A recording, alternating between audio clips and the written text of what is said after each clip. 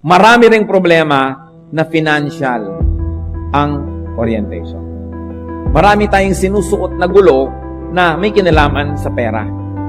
Lalong-lalo kung kayo naggagarantiya sa utang ng may utang.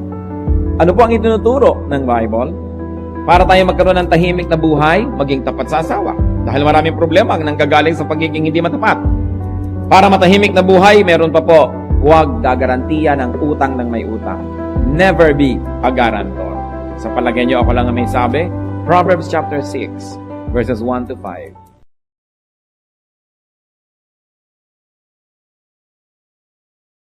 Tunay po na maaaring panghawakan ang pangako ng Panginoon. Yan ay totoong-totoo. At isa sa kanyang mga pangako is to always give guidance. He says, I'll teach you whether you walk to the right or to the left. At ang mahalaga po, malaman natin yung turo niya na yon at masunod natin. For instance, the book of Proverbs. The Bible is a book solely dedicated to Proverbs. It is a collection of saying from people, from wise men, from Solomon and some other men especially, na napakarami pong practical wisdom for our daily use. So Proverbs are from wise men and collected and edited by wise men. Bakit po ito minarapat na isama sa Bible? Sapagkat ito ay punong-puno ng mga karunungan na nagmumula sa ating Panginoong Diyos. Yun po mga priests and prophets, focus on religious matter. Mga bagay na may kinalaman sa spiritual and religious and doctrinal teachings. Meanwhile, they also had a counterpart in God's ministration to the people. The sages, the wise men. The wise men focus on practical and philosophical issues. So that put together, they comprise God's guidance to people. Kaya ang turo po ng mga pari ng unang panahon, ng mga propeta tungkol sa mga doktrina. At ang katuruan naman ng mga matatalino at marunong na tao sa pang-araw-araw na buhay. Yung pong dalawang yon ay hindi magkasalungat. Sila ay magkasama para makumpleto ang pagtuturo ng Panginoon sa atin. Both contributed to the people's enrichment and enlightenment. And both were in the Bible. Kaya sa Bible may mga prophecy, may mga doctrinal teachings, at meron din pong Proverbs. Because the Bible is also for practical wisdom. Sa katunayan, walang katuturan at walang gamit yung napakatatayog ng mga katuruan, mga matataas na mga doctrinal teachings kung hindi maibababa at magagamit sa pang-araw-araw na buhay. Because the Lord would like His wisdom to be useful, but more importantly, for application. What are the highlights of Proverbs? 31 chapters of Proverbs. What can we learn and what great truths can we learn in one sitting, in one serving?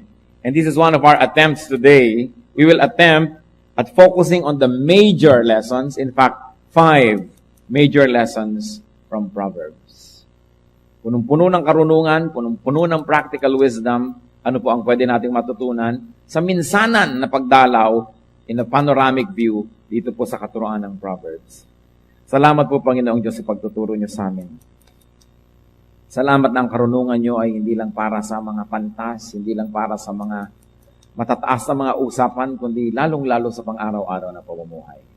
Hinihiling namin ngayon, Panginoon, na kami po ay inyong pagpalain. Magpakilala po kayo. Tunay pong ipakita niyo sa amin ang inyong kalooban. May your power be made real in our lives today, Father. Reveal yourself to us. Lead us unto greater godliness. Teach us. Enable us to make very practical applications of your word. And Father, we reject, rebuke all work of evil. Tinatanggihan namin ang anumang uri ng mga gawa ng kaaway, mga pandaraya, at tinatanggap lang namin ang iyong katotohanan. May your truth set us free. Lord, we reject and rebuke all presence and work of evil, and we ask the Holy Spirit, be our guide. Father, protect your people from all work of evil men, of evil spirits, and may your truth be declared, and may your truth prevail. In Jesus' mighty name we pray with thanksgiving. 5 major lessons from Proverbs, o 5 mga pinakamahalaga, pinakapangunahing katuruan mula sa mga salawikain. Unang-una po, ang major purpose ng Proverbs is to enable people to have a peaceful life. Para magkaroon ng tahimik, mapayapa, masagana, maayos na buhay. Kaya ang mga katuroan nito ay may kinalaman sa mga pagbubunyag, pagpapakilala ng mga gumugulo sa buhay ng tao. Kaya kailangan para magkaroon tayo ng kapayapaan to learn from Proverbs. And one lesson, this is very especially for married people, stay faithful to your wife. Manatiling maging tapat sa iyong kabiyak. Yan po isang major theme, isang pangunahing katuroan ng buong book of Proverbs. Why? Because infidelity is a major source of trouble. Ang pagtataksil sa kabiyak ay isa sa mga pinakamalalaki, pinakamalalawak na mga pinagmumulan ng maraming suliranin ng mag-asawa unang-una, pagkatapos ng mga anak nila, ng kanilang mga manugang, ng kanilang mga kapatid, hipag, lahat nagkakadamay-damay pagka ang isang mag-asawa ay hindi nagiging matapat sa isa't isa. Halos napakalaking porsyento ng problema ng mga pamilya ay may pinag-uugatan sa pagtataksil, either ng husband or wife.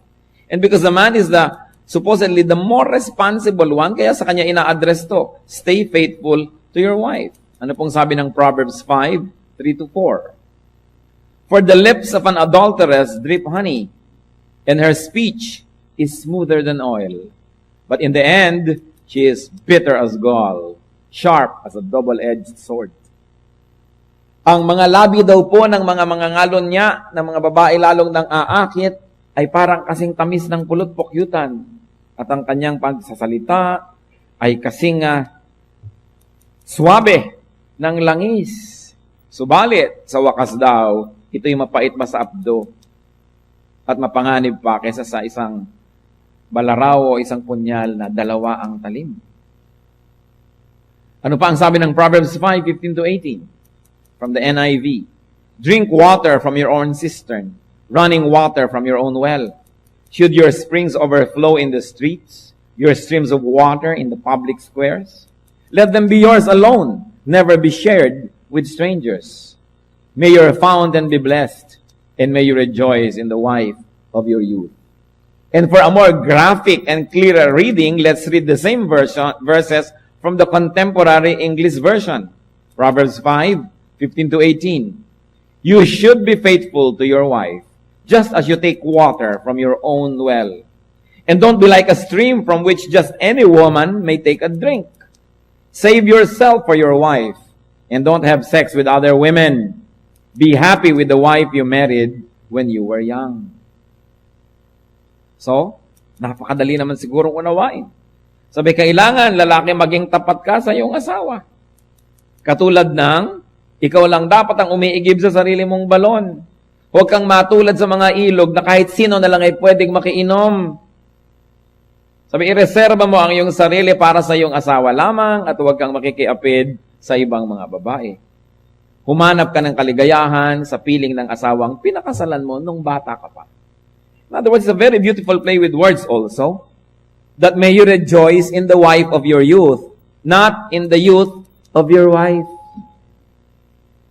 In the wife of your youth.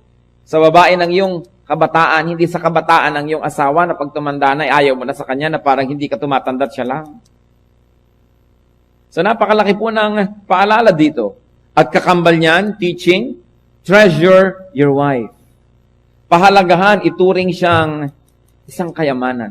Ano pang sabi ng Proverbs 31:10? A wife of noble character, o ito naman, noble character, hindi basta lang wife. A wife of noble character who can find, she is worth far more than rubies. Sabi po ng contemporary English version, that's always more direct, the same Proverbs 31:10. A truly good wife is the most precious treasure a man can find. Yan ang kayamanan daw na totoo ng isang lalaki, ang isang matino, mahusay na asawa. So dapat pahalagahan, hindi dapat na ini-ignore, hindi pinapansin, at pagkasama mo ang nagkakaliko-liko ang iyong leeg sa paglingon sa mga higit na mas bata pa. Diba? Dahil sabi, rejoice in the wife of your youth. Pangalawa po, na major thing ng Proverbs, do not guarantee a loan. Do not co-sign a loan.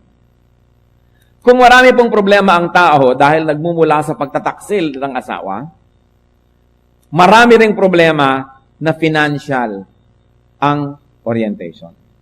Marami tayong sinusuot na gulo na may kinalaman sa pera.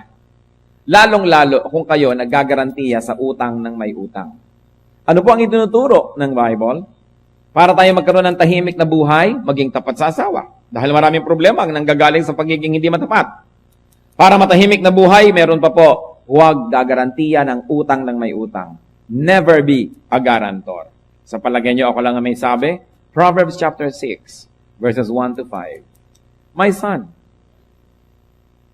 if you have put up security for your neighbor, if you have struck hands in pledge for another, if you have been trapped by what you said, ensnared by the words of your mouth, then do this, my son, to free yourself, since you have fallen into your neighbor's hands.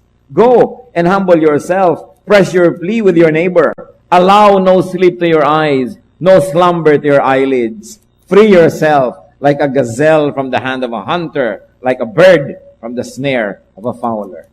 And to appreciate this some more, let's read it in the contemporary English version. Same Proverbs 6, 1 to 5. My child, suppose you agree to pay the debt of someone who cannot repay alone, then you are trapped by your own words, and you are now in the power of someone else. Here is what you should do. Go and beg for permission to call off the agreement. Do this before you fall asleep or even get sleepy. Save yourself, just as a deer or a bird tries to escape from a hunter. So malinaw po, sinasabi, don't strike your hand in pledge. Ito po isang figure of speech kasi merong sini-strike yung kamay, parang give me 5, pero ibig sabihin nun, ako na ang guarantor ng utang mo. Proverbs 11:15, he who puts up security for another will surely suffer, but whoever refuses to strike hands in pledge is safe. Proverbs 17:18, a man lacking in judgment strike hands in pledge and puts up security for his neighbor. Hindi daw dapat ginagawa ng isang tao na gusto ng mapayapang buhay na maging guarantor ng utang ng may utang. Kasi, kaya nga siya hindi makautang hindi siya pagtiwalaan kaya kailangan ng guarantor. Ikaw naman ngayon ito magagaranti para sa kanya. Gaano karami na pong magkaibigan na nagkasira dahil yung isa guarantor tinakbuhan. Ang nagbayad si guarantor. Gaano na karami mag-asawa ang nagkagalit dahil yung isa para sa kanila naging guarantor ng kung sino. Tapos ngayon ayaw magbayad ng kung sino na yun, kayo ngayon itong napapahamak. Ang sinasabi po dito, yung mahilig mag-guarantee sa utang ng may utang, yan ay mapapalubog at mapapalagay sa busot. Hindi po sinasabi maging selfish tayo. Gusto nyo makatulong? O di bigyan nyo na lang. So, alam mo, hindi ko pwedeng mag-guarantee sa utang mo na 300,000. Pero eto ang 200 sa'yo na. Di ba? Yan ang kaya kong ibigay. Pero bakit ako mag-guarantor? Diyos ba ako? Hawak ko ba ang langit at lupa? Hawak ko ba ang kinabukasan? Alam ko ba na pag hindi ka nakabayad, may ibabayad ako? Maaring meron ako ngayon, pero next week meron pa rin ako. Bakit ako ngayon lalagay sa ganyang gulo? Kaya kakambal po niyan, yung itinuturo na huwag ding mangutang ng mangutang at huwag konsintihin ang lahat ng mahilig mangutang, tapos kayo pa yung mag-guarantee. Kailangan bago natin ma-enjoy ang isang bagay, pinaghirapan na natin o inipon na natin. Hindi yung uutangin pa lamang, tapos ngayon nakalubog ka. Gano'ng karami ng tao ang umutang ang nagkandagulo-gulo buhay. Lalong-lalo halimbawa kung tayo uutang sa bangko. May panalo ka ba sa bangko? Kaya nga ang lalaki ng building yan Kaya ang gaganda ng suot ng mga taga-bangko. Saan galing? Interest next month, interest last month. Ang inyong pera ay pinag-iinteresan. Sa palagay nyo, kayo nagkaka-interest. Saan galing lahat ng pera ng bangko? Di ba sa mga pera ng mga taong umuutang? Kaya lagi po nating nakikita, halimbawa din mangungutang kayo sa bangko. Kung meron po kayong ibang maisasangla, gusto nyo magsangla, ibenta nyo na lang. Kasi 90% ng nakita ko nagsangla, di naman na to, boss. So sa konting pagkakasangla, konti lang ang nakuhang pera, puro interest lang nangyari na wala na ang buong kabuhayan. So kung talagang kailangan nyo ng pera, may lote kayo, ibenta nyo na lang. Pag nagkaroon uli kayo ng pera, ibinigay ng Diyos, umunlad uli kayo, bumili na lang kayo ng kapalit. Pero yung sasangla kayo, ang konti-konti ng kinuha nyo, 200,000, mamaya 5 milyon na yung utang nyo. At kung marami rin lang kayong isasangla, huwag nyo isasangla yung tirahan. Kasi pinakamahirap yung mawalan ka ng tirahan. Isangla nyo na yung bukid, isangla nyo na yung kung ano, yung nalagyan ng pabrika, pero yung sarili mong bahay, pinakamahirap. Hindi pa ba sapat ang nakikita natin sa paligid na istorya ng napakaraming tao? Kaya dapat tayong maging wise. That's why Proverbs is teaching us about even money matters. Because God knows that when money matters become our problem, everything else is become affected. At ano po ang sabi? Gusto ng Panginoon tayong malaya. Jesus is truth. The truth sets free. Sabi niya, my peace I give to you. My peace I live with you. Ang gusto ng Panginoon para sa atin isang mapayapang buhay. So, mabuti pa, ibenta nyo na lang. Dahil napakaraming naiilit. Sayang, konti lang ang nakuha, ang laki ng kapalit. Pero ang sinasabi, huwag kayong maging garantor. Ang dami ko nang nakitang tao gumulo buhay kasi guarantee siya dito, guarantee doon, guarantee dito, tapos hindi naman nababayaran ng mga nangutang. Bakit? Bihira namang nangungutang ang nagbabayad May kilala na ba kayo na nangungutang na mahilig magbayad? Mahilig mangutang, pero hindi mahilig magbayad. Pag nandiyan na yung pambayad, nangihinayang na. Kahit bayaran ka ng buo, kaya, kukonti-kontiin ka dahil gusto hawak yung pera niya. That's why the Lord teaches even on this very practical matter. Ano pa po ang isang major teaching? Kung susuriin nyo ang buong Proverbs, treat people with honesty. Huwag mandadaya ng kapwa. Lalo kayo negosyante, kayo nagtitinda, kayo ay merong mga kalakal, huwag mandadaya. Dahil, tulad ng infidelity o kataksilan sa asawa, tulad ng pakikigusot sa utang ng may utang at pakikilahok bilang garantor, yun din pong pandaraya ng kapwa, pinagmumulan ng maraming gulo sa buhay. Maraming gumaganti sa atin, maraming nagagalit, at hindi lang yun, ang Diyos mismo ang nagagalit. That's why Proverbs emphasize teachings on honesty. Proverbs 11:1, the Lord abhors dishonest scales, but accurate weights are His delight. The Lord hates dishonest scales. Ang dami po niyan sa Bible. Proverbs 11:3, the integrity of upright guides them, but the unfaithful are destroyed by their duplicity. Ang mga taksil, ang mga di matapat, ang mga madadaya, sinisira ng kanilang sariling kadayaan. Proverbs 20 verse 10, differing weights and differing measures, the Lord detests them both. So, pag may binabayaran tayo, dapat we should get what we pay for, and this is what God wants. So, kung tayo yung consumer, we should stand up and correct the system. At lalong-lalo kung tayo yung seller, we should be honest. Nakita niyo ang Panginoon kung gaano ka-concern sa ating smallest detail of life? What do you do? Let people get what they pay for. And if you are an employer, let people get what they work for. Let people get what they deserve. Let people get what they rightfully own. Huwag aangkinin ang hindi atin. Huwag sisingilin ang hindi naman binili. Kailangan honest. At kahit sa pag-aasawa, kailangan honest. Huwag aangkinin ang hindi inyo. At huwag ipamimigay ang hindi sa inyo. Ang katawan po ng lalaking may asawa ay pag-aari ng kanyang asawang babae. Ang katawan ng babaeng may asawa ay pag-aari ng kanyang asawang lalaki. Hindi nila pwedeng ipahiram, ipamigay, kung kani-kanino. Yon ay para sa kanilang asawa. 1 Corinthians 7, verse 4. The wife's body does not belong to her alone, but also to her husband. In the same way, the husband's body does not belong to him alone, but also to his wife. So ang katawan ni lalaki, hindi lang kanya, pag-aari yun ng babae, kaya para yun ipahiram sa iba, ay kataksilan. Sasabihin, ay katawan ko to. Sandali, may asawa kang tao. Yes. Well, hindi lang ikaw may-ari ng katawan mo.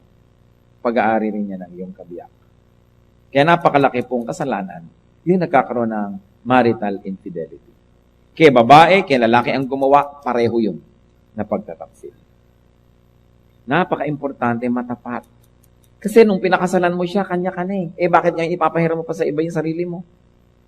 Kaya napakahalaga. At kung nangyayari naman po halimbawa, nagkulang si babae, nagkulang si lalaki, nagkasala, nagkamali, nadapa, nagtaksil, anong dapat gawin? Magpatawaran.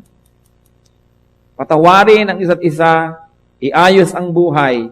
Hindi ko man nagkamali siya, magkakamali na rin ako. Nagtaksil siya, pues may lisensya na ako magtaksil din.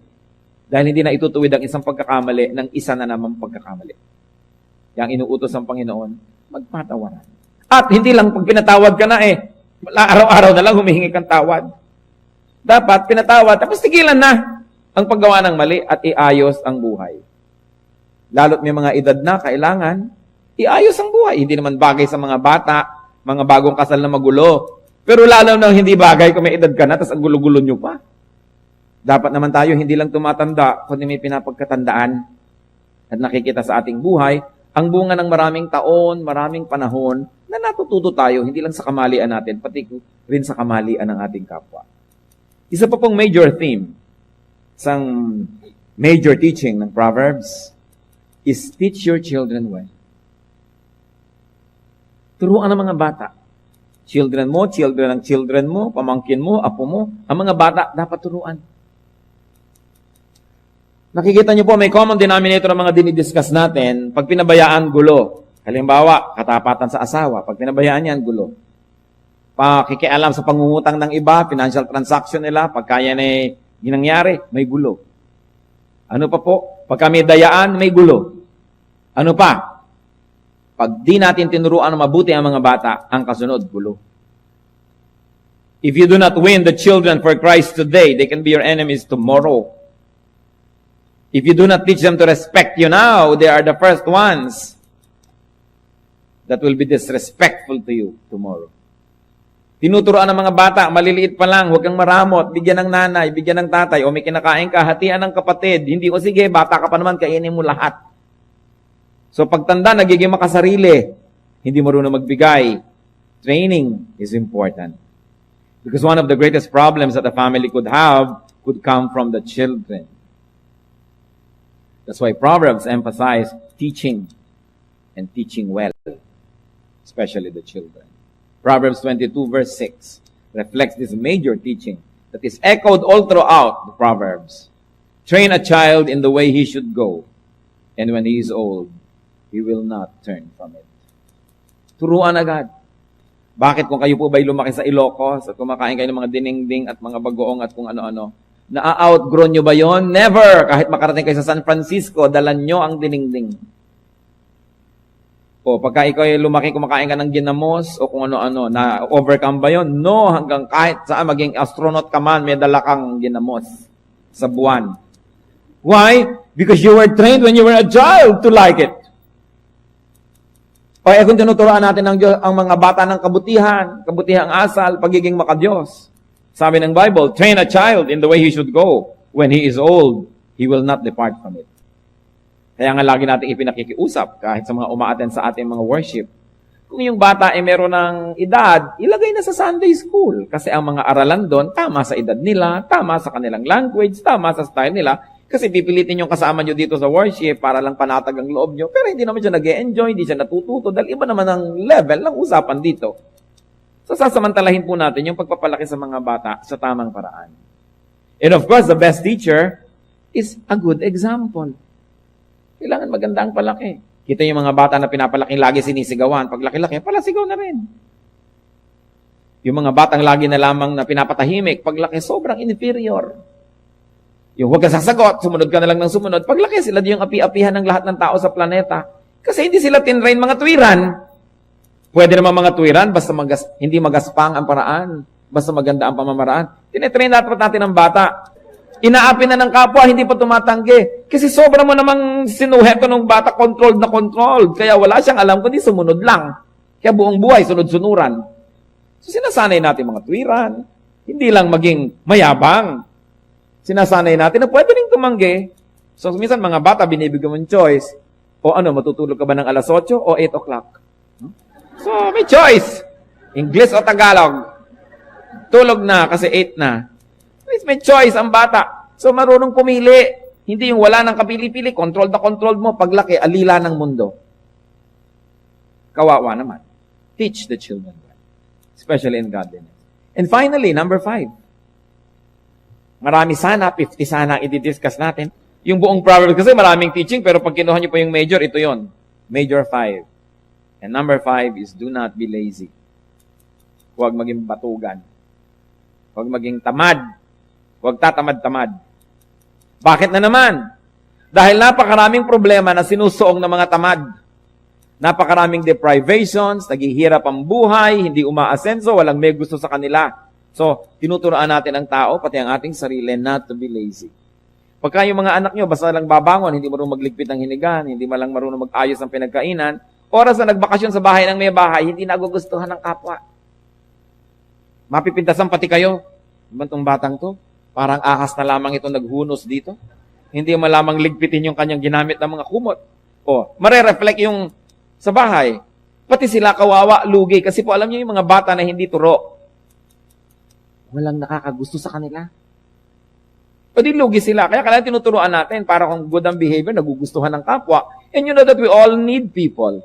You always need help. Nobody succeeds without people's help. We all need help. And we like to help those that we like. So, isa sa mga maganda nating maipamana sa ating mga anak at maibigay sa ating sarili, yung tayo ay likable. Hindi ka tatamad-tamad, hindi ka laging pabigat, masarap kang kasama, magaan. Hindi yung pagkatrabaho ka, reklamo ka na lang ng reklamo, lagi ka na lamang na nakasimangot, lagi ka na lang merong kung ano-ano mga kabigatan sa buhay. Next time, pag meron ulit trabaho, hindi na ikaw ang pipiliin ka trabaho kasi ang bigat mong kasama. Kailangan magaan. And one of that, of course, is not to be lazy. Proverbs puts a lot of emphasis on that. Proverbs 24:30-34. I went past the field of the sluggard, past the vineyard of the man who lacks judgment. Thorns have come up everywhere. The ground was covered with weeds, and the stone wall was in ruins.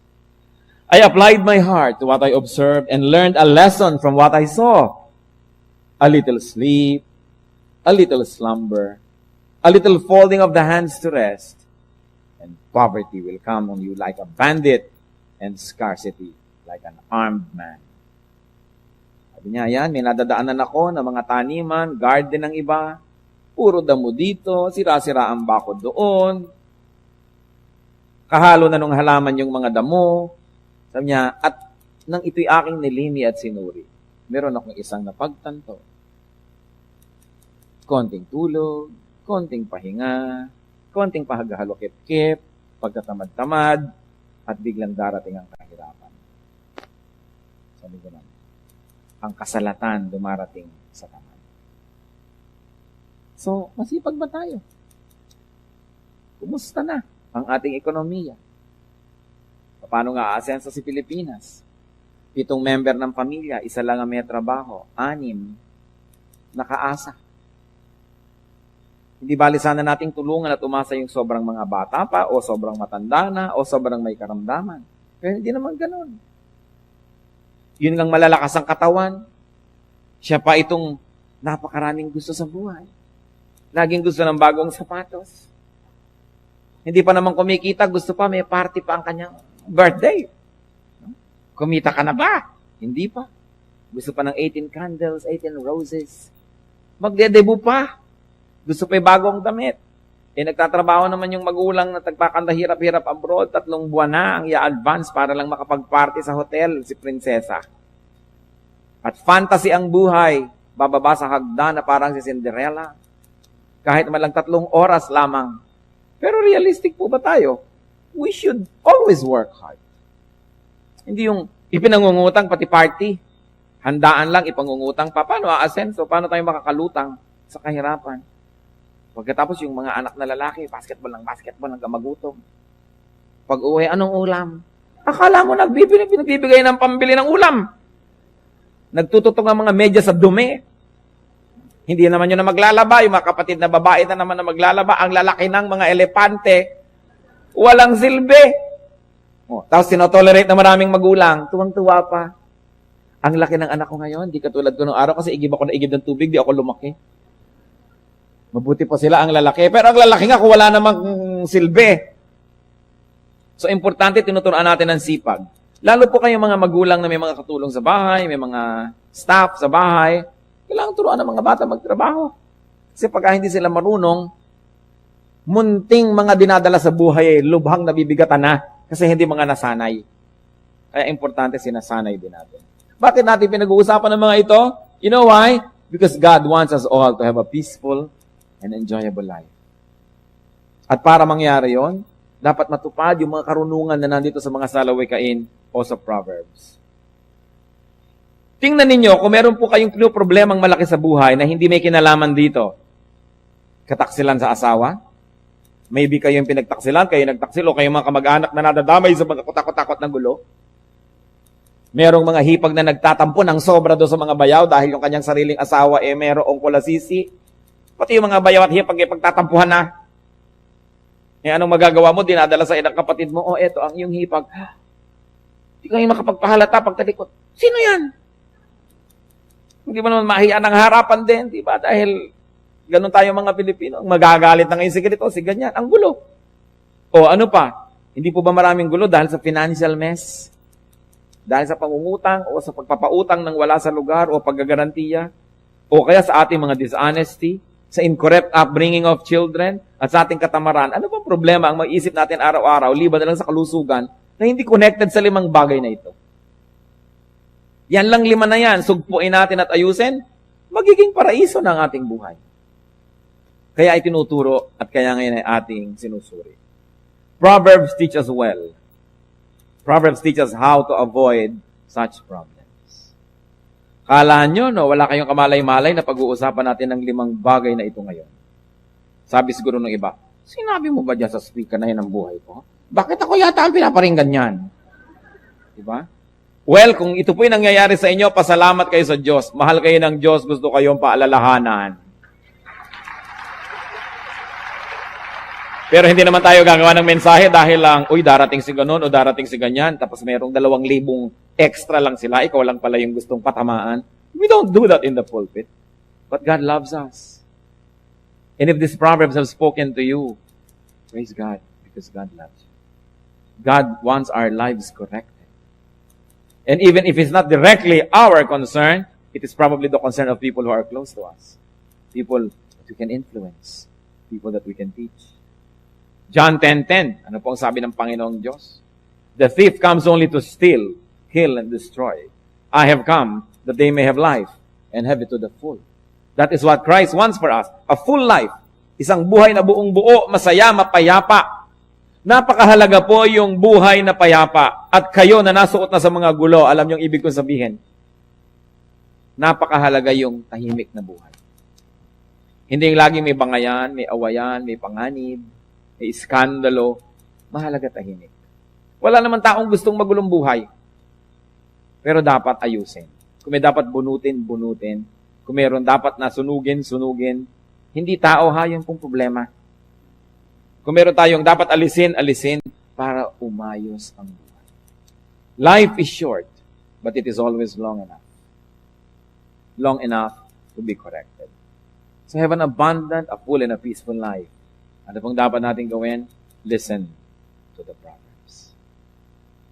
Pakinggan ang sinasabi ng mga salawigan. Tayo po yumuko sa presensya ng ating Panginoon. Mag-isip-isip, magbulay-bulay. Alin sa 5 pangunahing pinagmumula ng suliraning ito, ang ngayon ay dapat nating bigyan ng pansin. Dapat aksyonan. Dapat ayusin. Hindi aksidente ang buhay. Lalong hindi aksidente ang pakikipagniig natin sa Panginoon. Mahal tayo ng Diyos. Gusto niya iayos ang ating buhay. Kumisan ang pag-aayos ay masakit. Subalit, mas masakit na hindi mag-ayos. Kaya kung masakit din lang ang pag-aayos, harapin na, masakta na minsan, tapusin na, at magkaroon ng kapayapaan. Tayo po yumuko sa Panginoon at makinig sa kanyang tinig. Ano po bang ipinapaalala? Anong itinuturo? Buhay mag-asawa, buhay pamilya, buhay pinansyal, work ethic, sipag, buhay natin, buhay ng mga taong natuturuan natin. The Spirit is here. The Spirit likes to bless. Panginoong Diyos, kami po'y napasasakop sa inyo. Inikilala namin ang inyong pagiging hari sa aming buhay. Lubos-lubos din kaming napasasalamat, Panginoon, na kinakausap nyo kami sa iba't ibang paraan. Tulad ng pakikipag-usap nyo sa amin ngayon. Nawa po huwag masayang ang iyong mga paalala. Na huwag kami magbingi-bingihan at magbulag-bulagan sa mga dapat marinig at makita. Itumpak ang aming mga pamamaraan. Ituwid ang aming buhay. Panginoon, dalangin ko po para sa lahat ng mga anak mong narito ngayon. Alinman sa mga nabanggit, ang nagiging dahilan ng gulo, sigalot, hirap ng buhay. Kapangyarihan niyo nawa ang kumilos at nang makalaya ang iyong mga anak. Subalit bago yon, turuan niyo po ang bawat isa na maging masunurin sa inyo.